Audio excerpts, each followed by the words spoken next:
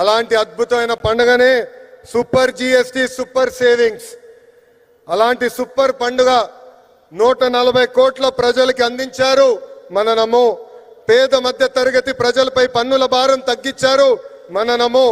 ట్యాక్సులు తగ్గించడం వల్ల ప్రతి పేద మధ్య తరగతి కుటుంబానికి ప్రతి ఏడా 20,000 రూపాయలు మిగులుతుంది.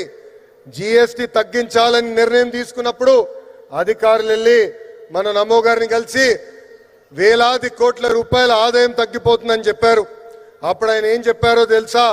ప్రభుత్వానికి ఆదాయం తగ్గినా పర్వాలేదు, దేశానికి ప్రజలకి మంచి జరిగితే చాలు అని చెప్పారు.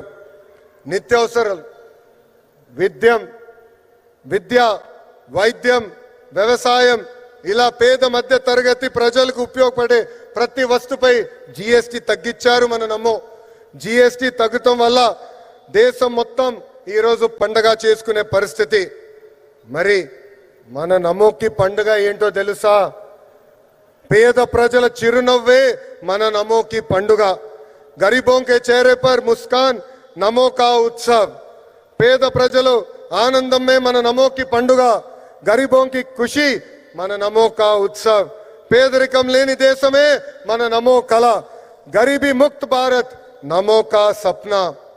జిఎస్టి తగ్గించాలని మన నమో నిర్ణయం తీసుకున్నప్పుడు దేశవ్యాప్తంగా పెద్ద ఎత్తున చర్చ జరిగింది. మన ఆర్థిక శాఖ మార్చులు కేశవ్ గారు పరిగెత్తుకుంటూ వచ్చి 8,000 కోట్ల రూపాయల ఆదాయం మనకి తగ్గిపోతుందని మన సిబిఎన్ గారికి చెప్తాం జరిగింది.